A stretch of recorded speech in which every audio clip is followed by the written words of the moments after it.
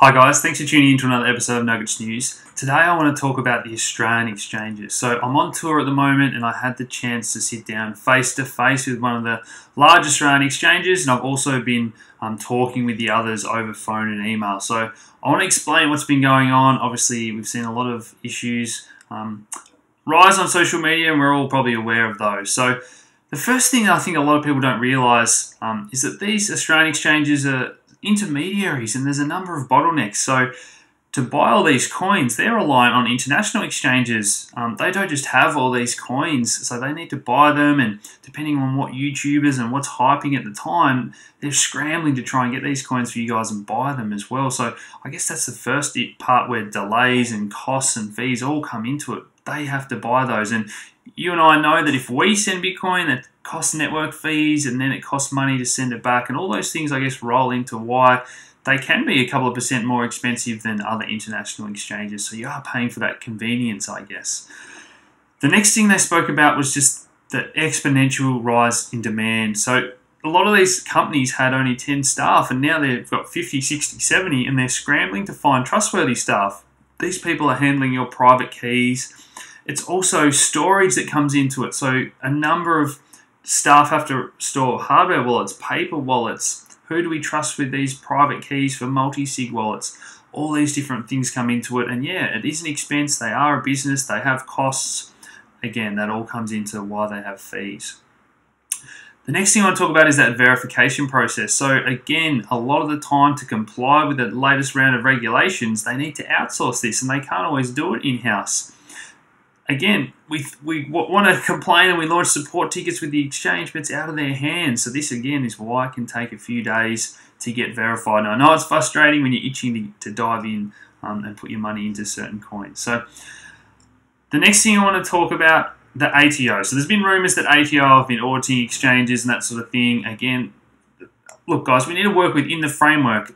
These exchanges said that they haven't been audited yet by the ATO, but it's probably coming in the future. If you want to be dodgy, you're probably going to get caught out in the future, guys. So again, I'd encourage you to work within the framework and the guidelines, especially if you're using these Australian exchanges. The next thing I want to talk about is the increase in volume. So strain on the exchanges, they used to do maybe $1 million a day, 24-hour volume in years gone by. Now they're doing $100 or $500 million. Crazy volumes. It puts strain on everyone, guys, and it's exciting. It shows how much money's coming into this space, but we just need to be aware that these exchanges need to grow to accommodate the number of users and the amount of money that's flowing through them now, I guess. The next thing is the banks. So that's been a real topical issue lately. These exchanges themselves have to have up to a dozen different accounts because, yeah, they do get frozen from time to time. We know that our individual accounts have been getting frozen for wire transfers, polypay, bank deposits. It seems like a bit of everything, and I guess I just want clear guidelines from the banks about what gets flagged and frozen and what doesn't, again, so we can work within those guidelines and not have these issues. The final thing I want to talk about, are they insolvent? And I think I've answered your question, hopefully, with how they're reliant on getting large liquidity from these international exchanges. So, look, guys, these exchanges, there's no way they're insolvent.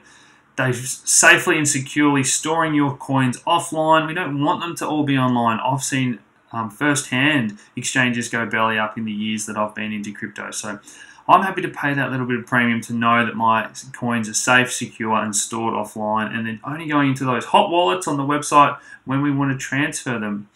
Finally, I just want to leave you with this thought. There's more exchanges coming. So I know for firsthand there's Australian exchanges coming. I'll get those on the channel if you guys like. We've got decentralized exchanges where we'll be able to go peer-to-peer. We've got atomic swaps in the pipeline where you and I will be able to swap different cryptocurrencies off the main network ourselves. It's all exciting, guys. We're going to have better options. Whatever exchange have the most user-friendly experience and treat their customers the best, they're going to be deserving of our business. Finally, I've heard some whispers on my tour about an Aussie dollar tether. Now, how exciting would that be? Being able to send that between individuals, have that tether stored in a hardware wallet rather than having to keep large amounts on exchanges as well. So, look, there's a number of things that I'm excited about that are in the pipeline. It's a scramble for whoever can do this first and best. Again, they know they're going to get our our business, and I'll cover those on the channel when the time comes. I hope I've answered a few of your questions there, guys. Please hit like, subscribe if you haven't already, share these videos around, and as always, thanks for tuning in, guys. Cheers.